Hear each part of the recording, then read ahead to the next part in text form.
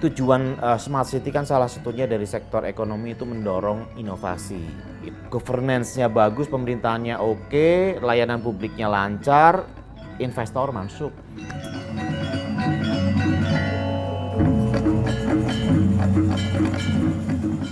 Pedagang itu membutuhkan pembiayaan, itu mudah sekali. Sekarang mengajukan proses, besok sudah bisa cair.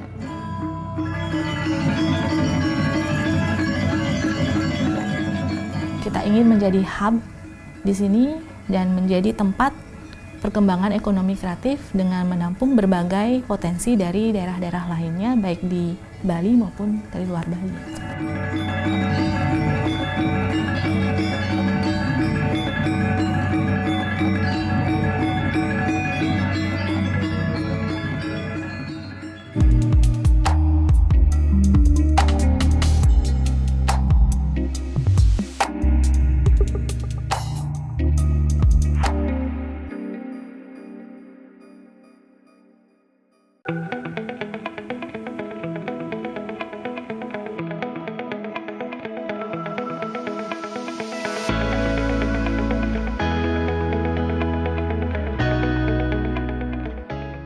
Tujuan Smart City kan salah satunya dari sektor ekonomi itu mendorong inovasi.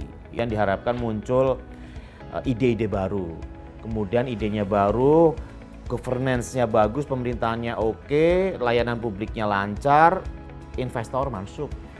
Kalau kita konsepnya keseimbangan, tidak hanya investor dengan kapital yang besar, tadi ada pemerataan keadilan pendapatan segala macam, tentunya UMKM, masyarakat yang selama ini terpinggirkan juga harus punya akses yang sama, termasuk akses kepada kemampuan untuk berusaha.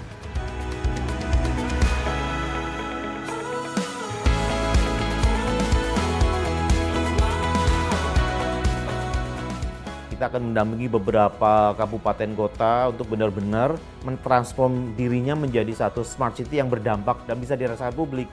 Jadi nggak serta-merta, oh kita sudah smart, no. Tapi ini bagaimana publiknya sendiri dan mungkin masyarakat luar bisa melihat memang benar-benar ini adalah satu bentuk manifestasi smart city yang selama ini kita dambakan. Masing-masing kota kabupaten juga harus punya semacam kesiapan gitu ya. Ada elemen bicara soal sumber daya alamnya, kemudian struktur daerahnya, infrastrukturnya, kemudian di atas infrastruktur ada suprastruktur, leadership dari masing-masing kabupaten kota untuk mendorong kebijakan-kebijakan, mensukseskan dan menjaga program ini agar tetap sustain atau berumur panjang.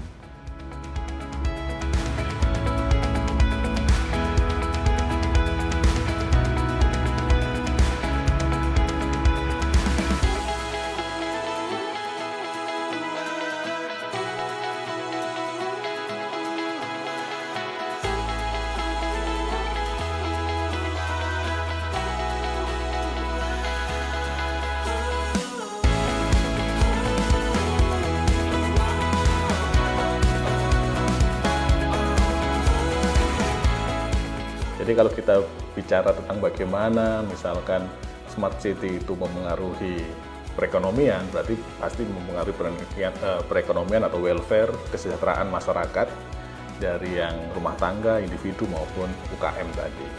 Smart city memutus kemungkinan adanya semacam transaksi bawah meja ya dalam konteks perizinan misalkan, terus kemudian peluang-peluang investasi, sehingga dengan adanya smart city idealnya calon investor, orang-orang yang ingin berusaha di kota tertentu itu lebih mudah, lebih transparan dalam mengurus perizinannya. Smart city itu juga idealnya itu menyentuh juga isu mengenai misalkan bagaimana investasi itu bisa ditarik dan menceritakan bagaimana kota itu bisa menjadi sebuah tempat yang baik untuk berinvestasi.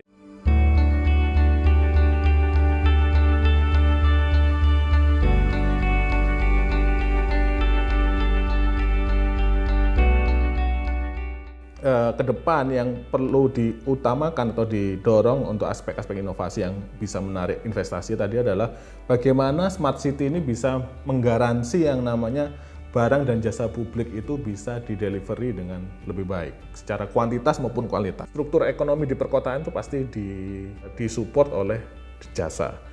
mulai dari jasa trade gitu ya, perdagangan, pariwisata sebenarnya, atau bahkan kesehatan misalkan. Nah, sektor-sektor jasa inilah yang akan banyak mendapatkan manfaat dari Smart City ini.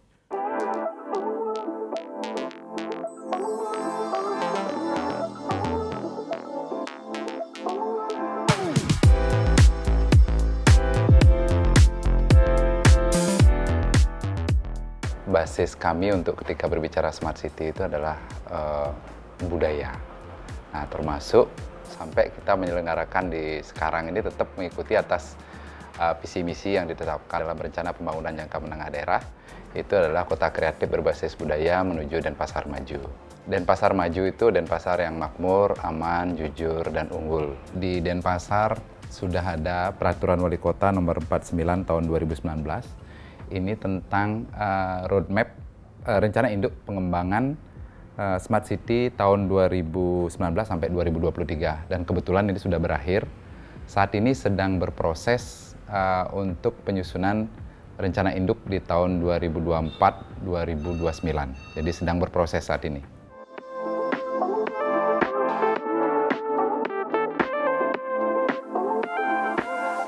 Nah, ini tentunya ini kan terdiri dari 6 dimensi. Yang pertama ada dimensi smart government, kemudian ada dimensi smart society, kemudian ada dimensi smart environment, kemudian ada smart branding, smart living, dan smart economy. Masing-masing dimensi tersebut tentunya sudah ada payung-payung hukumnya. Ada 4 pilar untuk smart city yang sedang ya kita sempurnakan lah. Yang pertama tentunya adalah infrastruktur. Nah, infrastruktur fisiknya oke, pembangunan jalan, pembangunan gedung-gedung dan sebagainya. Nah, kemudian infrastruktur sosial, ada Gerahana Wasena, kemudian ada rumah berdaya, kemudian penyiapan DNA sebagai creative hub, dan tentunya adalah infrastruktur teknologi informasi komunikasi.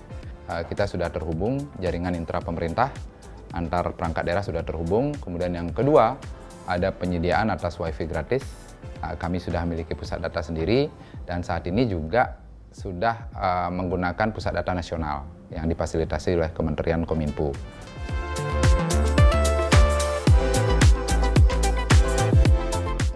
Berdirinya LPD itu awalnya adalah pemikiran bagaimana masyarakat desa, khususnya di desa adat itu yang memang kesulitan akses keuangan.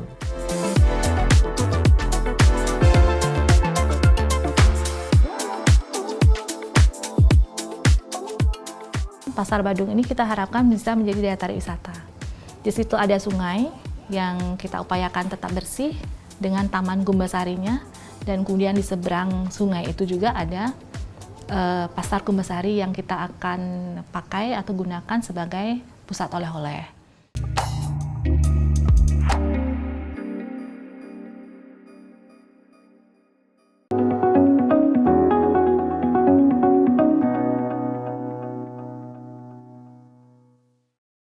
Pan Sofia itu sebetulnya sebuah kampus yang didirikan oleh para entrepreneur muda di tahun 1989. Sehingga kalau super luar biasa gede banget. Biasa saya ada di ini di acara Ngopi Bali alias ngobrol produktif inspiratif dari Bali.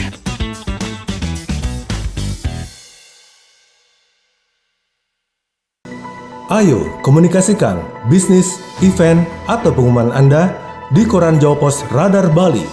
Kontak WA 0877 5087 5999 atau email grafisiklan.radarbali@gmail.com. Jawa Pos Radar Bali, lugas dan tuntas. Om Swastiastu, saya Cikek Bulan dari Nata Suara Production penyanyi koplo Bali mengucapkan selamat mengudara Jawa Pos TV di Pulau Bali. Semoga Jawa Pos TV dapat memberikan tambahan informasi dan juga hiburan untuk masyarakat Bali. Jaya terus Jawa Pos TV Bali. Suksema!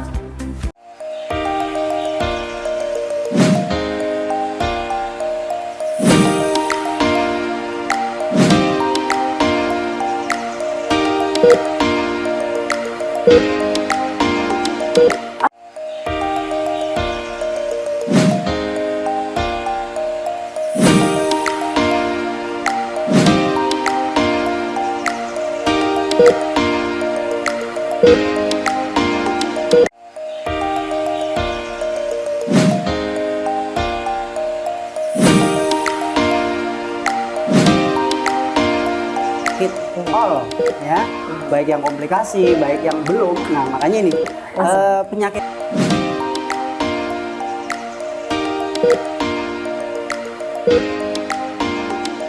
Perhubungan Budi Karya Sumadi usai rapat terbatas evaluasi Pasar Kombes Pol Wisnu Prabowo menjelaskan pelaku pembunuhan berinisial AAR menyerahkan diri setelah membuat ikan air tawar yang didominasi jenis ikan koi. Ikan-ikan. Saksikan Beranda Nusantara setiap Senin hingga Sabtu pukul 11 waktu Indonesia bagian tengah hanya di Jawa Pos TV Bali.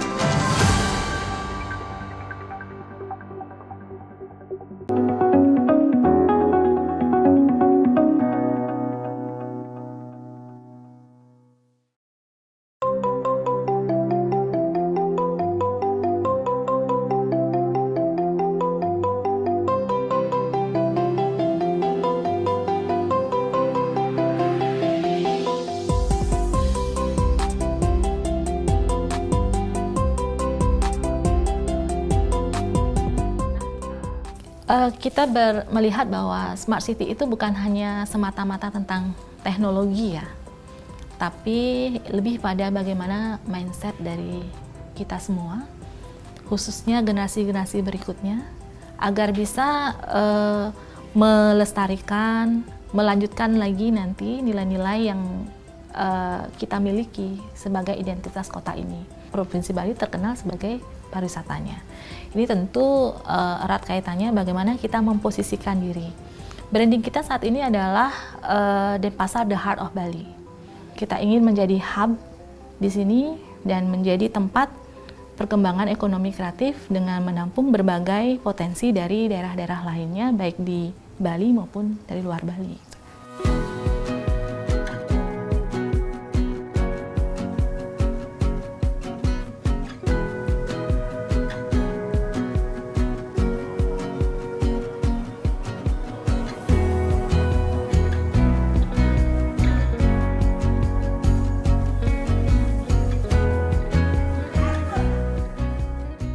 Nah, kita punya pasar Badung, itu merupakan pasar tradisional terbesar di Kota Denpasar dan di Bali juga.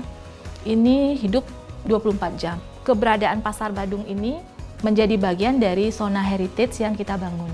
Selain menggerakkan perekonomian, pasar Badung ini kita harapkan bisa menjadi daya tarik wisata. Di situ ada sungai yang kita upayakan tetap bersih dengan taman Gumbasarinya. Dan kemudian di seberang sungai itu juga ada pasar Kumbasari yang kita akan pakai atau gunakan sebagai pusat oleh-oleh. Ini juga kita bekerja sama dengan Dikranasda Kota Denpasar. Ini juga kita akan membuat semacam showcase produk-produk kreatif yang ada di Kota Denpasar.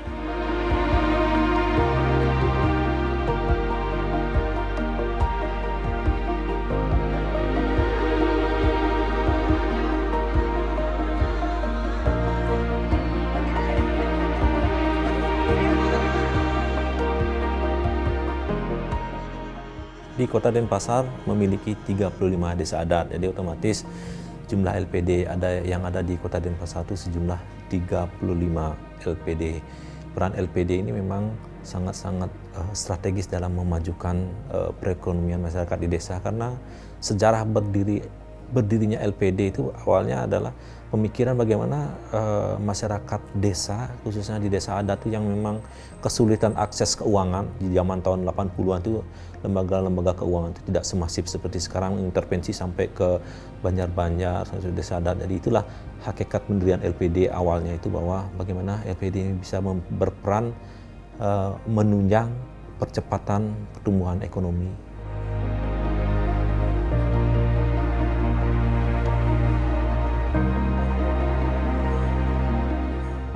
LPD mendorong masyarakat untuk berwirausaha dan meningkatkan produktivitas sosial sehingga perekonomian di desa bisa semakin maju.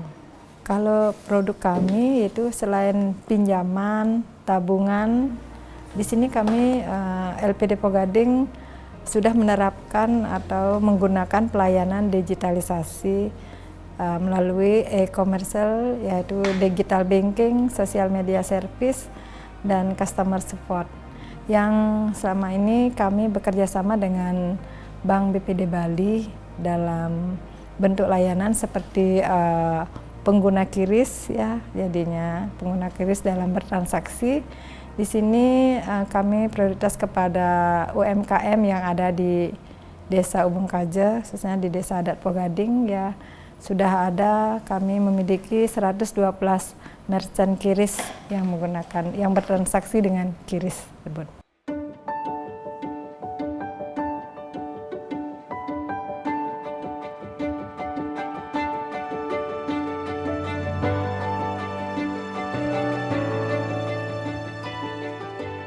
Itu sudah ada standar ketentuan yang sudah diberikan. 60% dari laba keuntungan LPD itu bisa kita jadikan modal kembali. Kemudian yang 20%-nya itu kita jadikan dana untuk pembangunan desa, itu kita serahkan kepada desa adat. Kemudian yang 5%-nya kita gunakan untuk dana sosial ya kepada masyarakat atau desa adat itu setempat.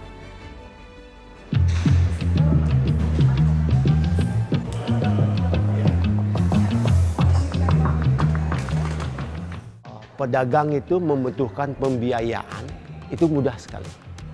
Sekarang mengajukan proses, besok sudah bisa cair.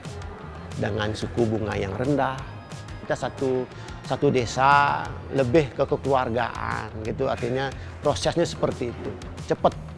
Artinya pedagang pun kadang-kadang dalam hal ini dia harus memerlukan modal yang cepat. Sekarang dia dapat, nanti sudah dijadikan barang untuk dia jualan besok.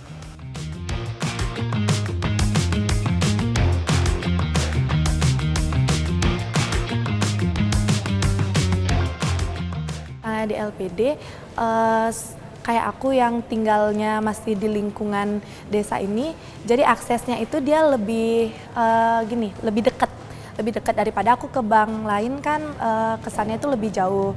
Terus juga antreannya dia nggak terlalu padat, jadi lebih satset ya kan, lebih cepat dia jadinya.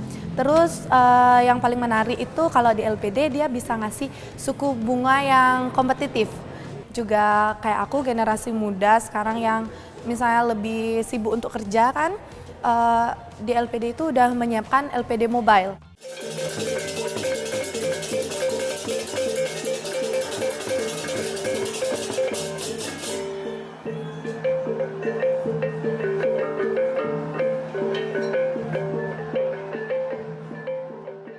%20 dari laba bersih LPD itu dikontribusikan kepada desa adat, yang kami nanti akan poskan di 3 bidang.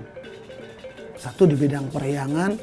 Periangan ini kita ngurusin bidang tempat suci kita, urusan para pemangku dan pendeta kita. Bidang pewongan itu bidang manusianya, kita ngurusin pemangkunya, masyarakatnya, kemudian lembaga-lembaga yang ada. Kemudian di bidang pelemahan, yaitu kita di bidang lingkungan, termasuk penataan pohon-pohon agar lebih hijau dan menghasilkan oksigen. Tentunya ini akan membuat kita lebih sehat.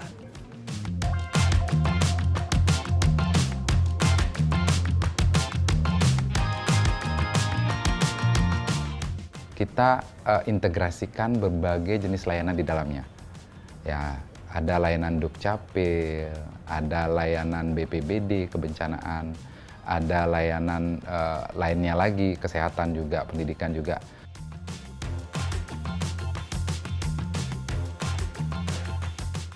Siapapun yang memiliki ide kreatif, gagasan kreatif, silakan, tidak menutup kemungkinan untuk berbagi pengalaman mereka pada gedung ini.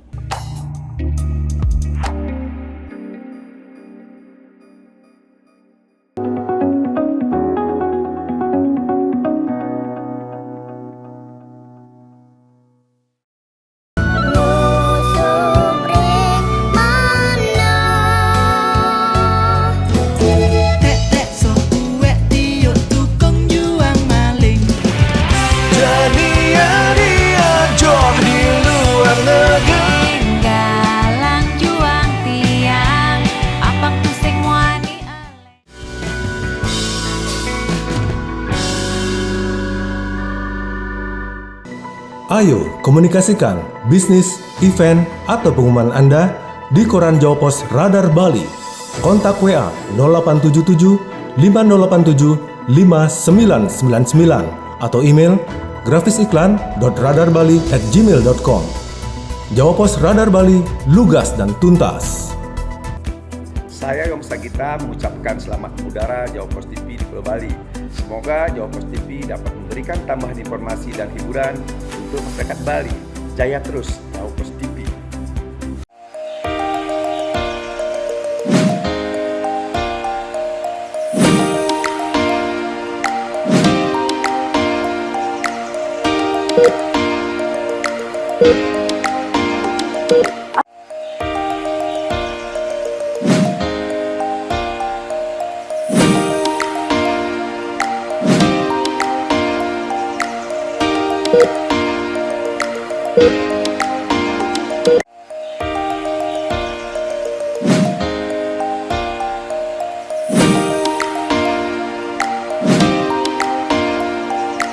All ya, baik yang komplikasi, baik yang belum. Nah makanya ini penyakit.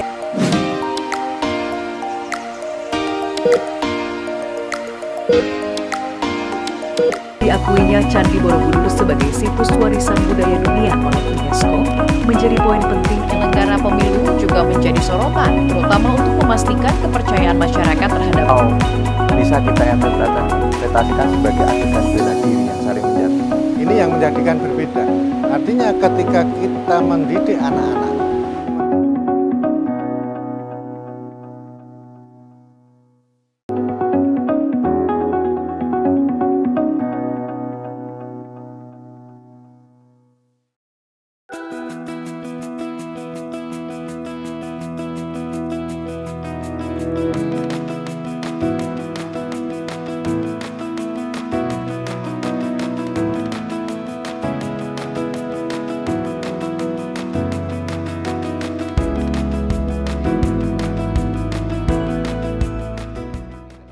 cikal bakalnya di tahun 2013 itu Prodenpasar itu adalah sebuah aplikasi yang memang hanya khusus untuk mengadukan layanan. Jadi itu dulu. Nah kemudian sekarang kita perkuat lagi, kita rebranding lagi, kita integrasikan berbagai jenis layanan di dalamnya. Ya ada layanan Dukcapil, ada layanan BPBD kebencanaan, ada layanan lainnya lagi, kesehatan juga, pendidikan juga. Termasuk kita bagi di sana yang pertama terutama untuk informasi dulu. Informasi masyarakat terkait dengan potensi kita yaitu pariwisata. Ya, jadi itu yang utama dulu, kemudian selanjutnya di bawahnya layanan-layanan termasuk layanan pengaduan di dalamnya.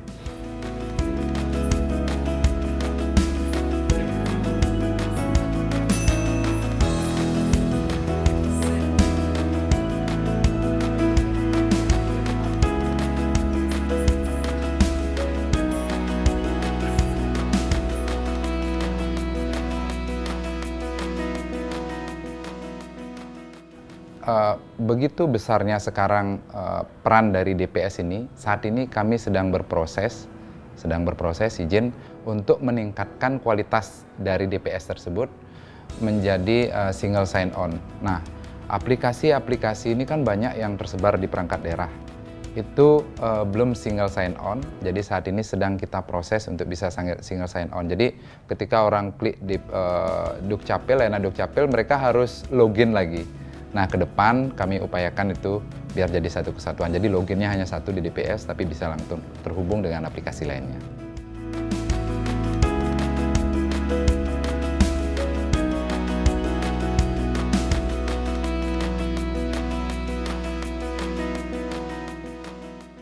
Jadi kita terhubung dengan Denpasar Cyber Monitor, kita bisa pantau media sosial seperti apa, kemudian pengaduan masyarakat seperti apa. Pengaduan itu kan banyak nih Mbak. Yang pengaduan yang paling tinggi itu ada di sampah memang, ada kemacetan itu ada di 5%. Yang saat ini situasinya Denpasar, jadi data itu muncul semua, bisa kita munculkan. Harapan kami bahwa semua aplikasi nanti menghasilkan data, terutama data-data agregat, bukan data by name, by address, ataupun data detail, karena itu menyangkut terkait masalah perlindungan data pribadi.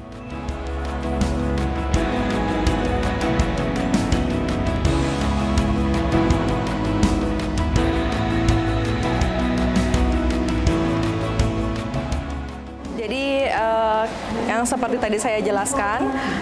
Sudah ada layanan pengaduan untuk lowongan kerja, perizinan, dan taring dukcapil yang seperti tadi saya jelaskan. Masyarakat bisa mengakses website kami melalui aplikasi DPS dengan cara klik taring dukcapil dan sudah muncul untuk layanan website kami. Dalam website kami sudah ada layanan apa saja yang bisa diproses. Semisalkan masyarakat ingin memilih untuk data KTP elektronik Denpasar atau luar Denpasar, sudah ada di sini. Setelah masyarakat melengkapi ketiga persyaratan ini, masyarakat silakan untuk klik lanjut dan akan mengupload semua dokumennya.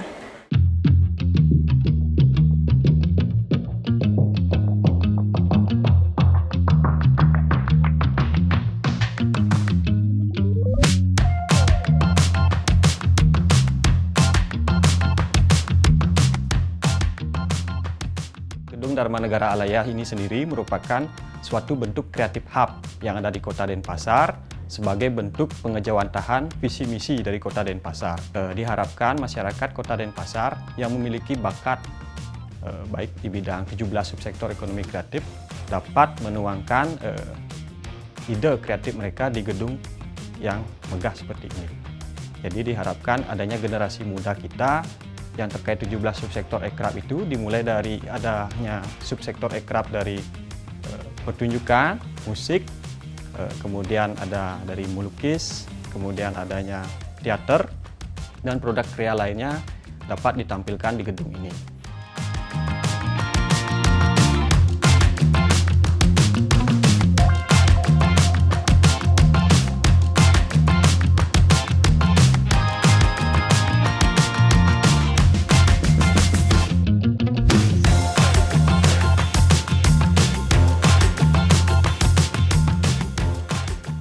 Saya baru tahu ternyata ada tempat Dharma Negara Alaya yang mempunyai fasilitas yang memadai seperti saat ini, di mana ada ruang mini bioskop, ada coworkingnya, ada ruang diskusi, sampai ada ruang taksu yang di lantai 2. Kita dari tahun 2022 lebih sering menggunakan mini bioskop karena kapasitas untuk penonton lumayan banyak, sampai 90 orang, dan di sana juga dari layarnya itu film atau video yang ditayangkan jernih, dari proyektornya juga bagus.